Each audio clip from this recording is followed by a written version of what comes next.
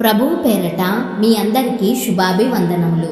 ఈరోజు మన అనుదిన వాక్య ధ్యానమైన ఎడారిలో సెలయేర్లలోని వాక్యము.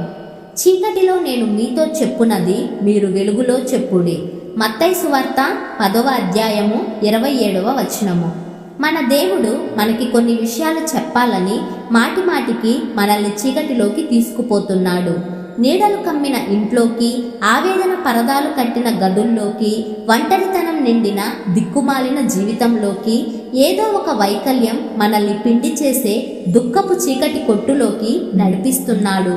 అక్కడ అత్యాశ్చర్యం, అత్యద్భుతం అయిన తన నిత్య అనంత సత్యాలను చెప్తాడు.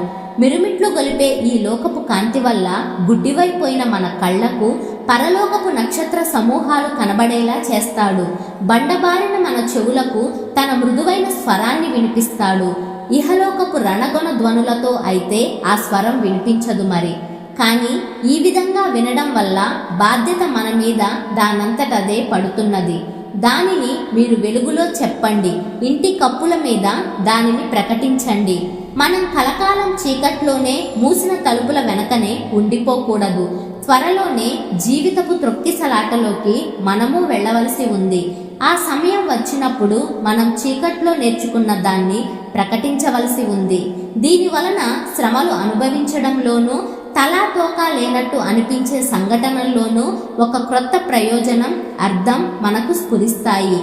నేనెంత పనికి మాలిన వాణ్ణి, మనుషుల ప్రయోజనార్థం నేనేమి చేస్తున్నాను? నా ఆత్మ అనే ఈ ప్రశస్త పరిమళ ద్రవ్యం ఇలా వ్యర్థం కావలసిందేనా? శ్రమలను అనుభవించేవారు ఇలా వాపోతూ ఉంటారు. అయితే వీటన్నింటిలో దేవునికి ఒక పథకం ఉంది. ఆయన వాళ్ళని తనకి సమీపంగా ఎత్తైన కొండల్లోకి పిలిచి ముఖాముఖిగా మాట్లాడుతున్నాడు.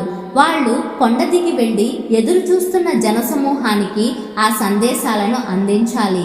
కొండ మీద మోషే గడిపిన 40 రోజులు, హోరేబులో ఏలియా గడిపిన కాలము, అరేబియాలో పౌలు గడిపిన సంవత్సరాలు వ్యర్థం ఎలా అవుతాయి? విశ్వాస జీవితంలో దగ్గర దారి అంటూ ఏమీ లేదు. దేవునితో ఒంటరి సంభాషణ, సహవాసం, ధ్యానం ప్రతి ఒక్కరికి తప్పనిసరి. దైవ సన్నిధి అనే శిఖరాగ్రంలో సహవాసము, స్థిరమైన బండ సందులో విశ్రాంతికరమైన నిద్ర విశ్వాస జీవితంలో అంతర్భాగాలు. ఇహలోకపు తాపత్రయాలను అంధకారం కమ్మి ఆకాశ తారలు కనిపించే వేళల్లో అనంతము, శాశ్వతము అయిన ప్రపంచాల దర్శనాలను మన ఆత్మలు చూడగలగడం అన్నది ఆవశ్యం. దైవ సన్నిధి మన ఆత్మలో సుస్థిరంగా నెలకొని ఉండాలంటే ఇంతకంటే వేరే మార్గం లేదు.